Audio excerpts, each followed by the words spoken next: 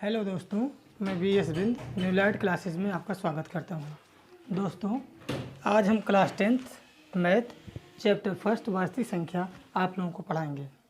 दोस्तों, हाथों के लकीरों के आगे उंगलियां क्यों होती हैं?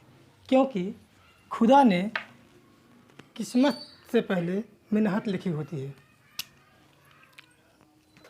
दोस्तों, पुराने समय में जब लोगों को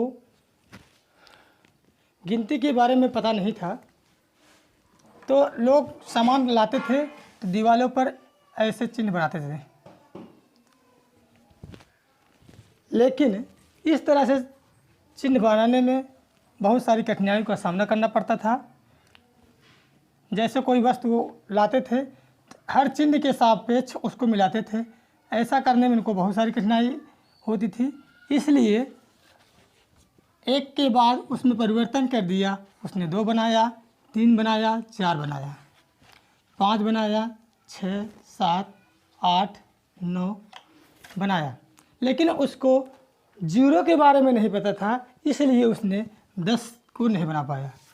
फिर एक के बाद 11, फिर 12, 13, 14, 15, 16, 17, 18, 19 इस तरह से बनाया।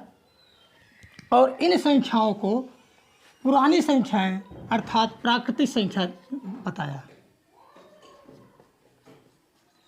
प्राकृतिक संख्या अर्थात प्राकृतिक संख्या क्या होती है? गिनती की वे संख्याएं जो 1 से प्रारंभ हो उससे प्राकृतिक संख्या कहते हैं। प्राकृतिक संख्या में पुरानी संख्या है। इसके बाद भारतीय गणितज्ञ आर्यभट्ट ने 0 की खोज की, जिसके बाद ये संख्याएं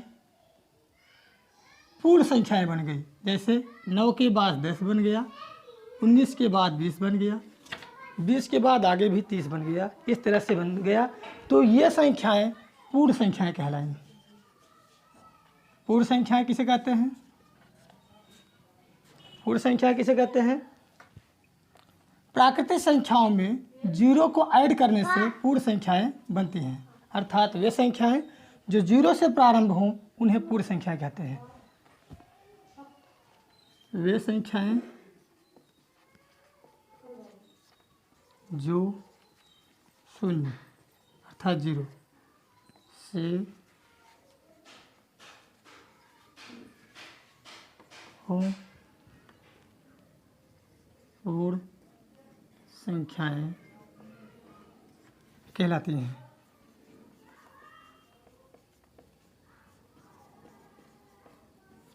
इसी प्राकृतिक संख्याएं वे संख्याएं जो 1 से प्रारंभ हो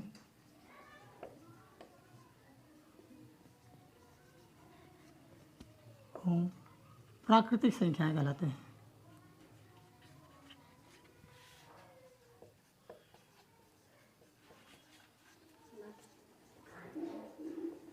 कहलाती हैं।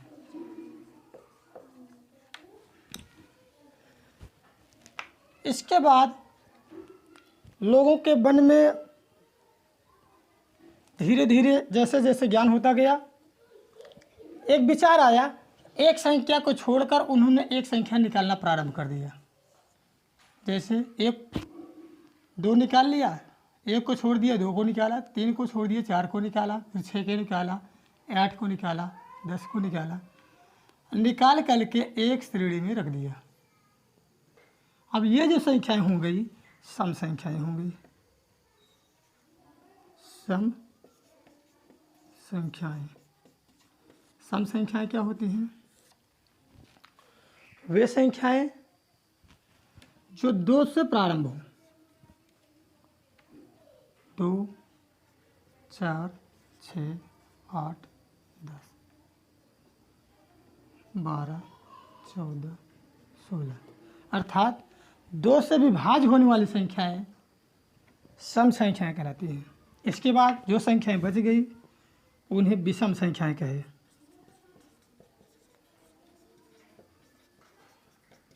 विषम संख्याएं क्या होती हैं? 1, 3, 5, 7, 9, 11, 13, 15, 17, इस तरह से। अर्थात वे संख्याएं जिसमें 2 से भाग देने पर विभाजित न हो उन्हें विषम संख्याएं कहते हैं। इसके बाद इसमें इस तरह से लोगों के मन में जैसे जैसे विचार आता गया, संख्याओं के प्रकार बढ़ते गए।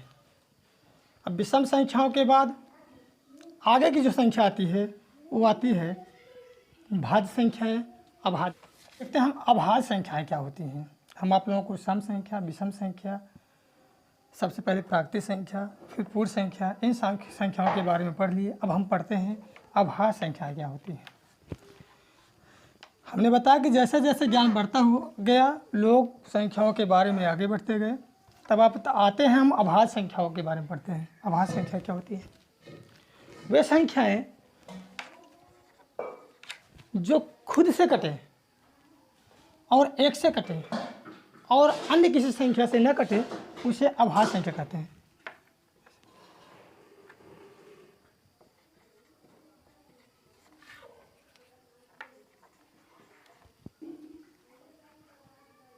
जो 1 से विभाज्य हो,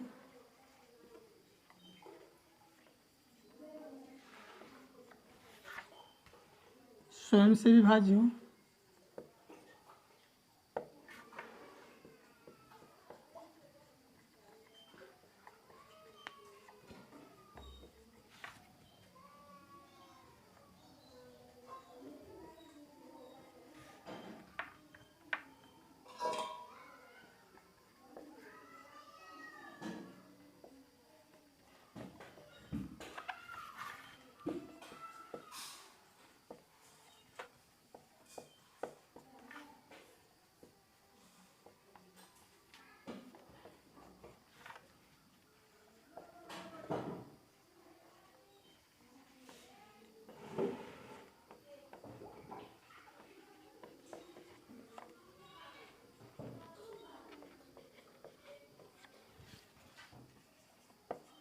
अभाज्य संख्याएं वे संख्याएं जो 1 से विभाज्य हो, स्वयं से विभाज्य हो और किसी भी संख्या अन्य संख्या से ना विभाज्य हो, उसे अभाज्य संख्या कहते हैं। जैसे हम यहाँ पर देखते हैं, 1 से विभाज्य है,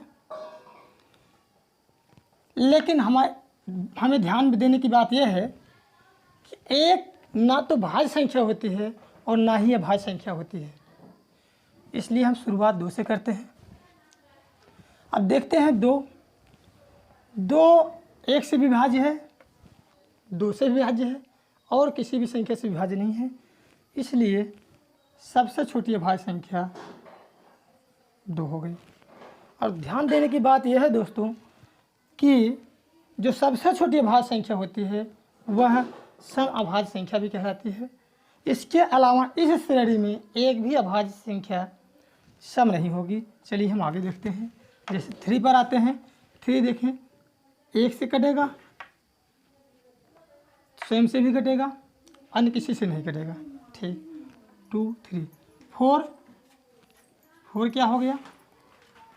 1 से भी कटेगा, स्वयं से भी कटेगा और एक संख्या और 2 से भी कटेगा, इसलिए यह भाज्य संख्या हो गई। भाज्य, ये भाज्य संख्याओं की श्रेणी में आ गई। अब 5 की बात करें। 5 1 से कटेगी, स्वयं से भी कटेगी और किसी संख्या से नहीं कटेगी, 5 यहाँ हो गई। इसी प्रकार 6 भाज्य में आ जाएगा, क्योंकि यह 3 से भी कटेगा, 2 से भी कटेगा, 1 से भी कटेगा और स्वयं से भी कटेगा।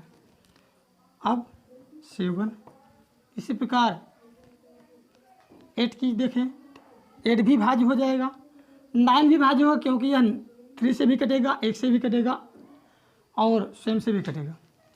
10 भी भाज्य में आ जाएगा। अब 11 की बात करें। 11 केवल 1 से कटेगा और स्वयं से कटेगा, अन्य किसी संख्या से नहीं कटेगा।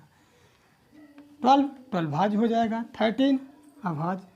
इसी प्रकार 15 भाज्य हो जाएगा, 14 भाज्य हो जाएगा, 16 भाज्य हो जाएगा, 17 अभाज्य हो जाएगा। फिर यहाँ पर आगे 19 अभाज्य हो गया। इसी प्रकार आगे 23 भाज्य हो जाएगा, इस तरह से। अब आते हैं हम भाज्य संख्याएं। इसको हम जैसे में लिख सकते हैं। अभाज्य संख्याएं वे संख्याएं जो स्वयं से कटे, एक से भी कटे, और कम से कम एक संख्या और से कटे। जैसे अभी हमने देखा कि यहाँ सबसे छोटी भाज्य संख्या 4 होती है। 4 के बाद हम देखें 6 है, 6 के बाद 8 है, 8 के बाद 9 है, 10 है, 12 है, 14 है, इस तरह से। चलिए पहले हम भाज्य संख्याओं की डिफिनेशन लिख लेते हैं। वे संख्याएं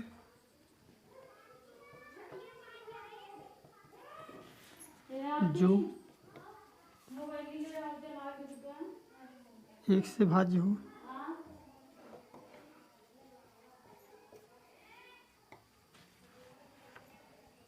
स्वयं से भाज्य हो,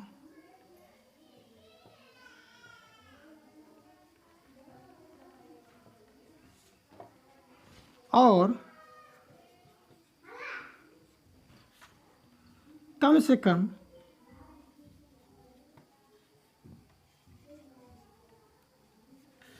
एक अन्य संख्या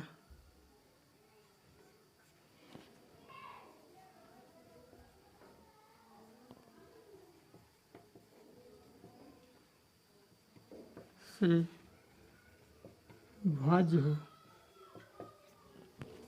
भाज्य संख्या कहलाती है।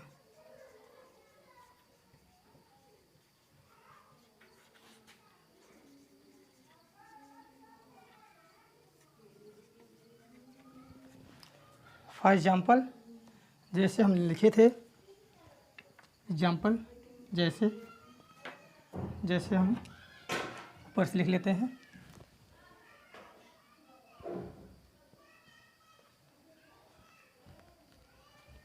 जैसे यही लिख देते हैं। जैसे सबसे छोटी भाज्य संख्या 4, 4 के बाद हमने वही आपको बताया आता है 6, 8, 10, 12, 14, 15 एक्सेट्रा। चेक करें, एक से भी भाज्य है 4, स्वयं से भी भाज्य है, और 2 से भी भाज्य है। 6 2 से भी भाज्य है, 3 से भी भाज्य है, 1 से भाज्य है, और स्वयं से भी भाज्य है। इसी प्रकार अन्य सभी संख्याएं, अर्थात यह संख्याएं भाज्य संख्या कहलाती हैं।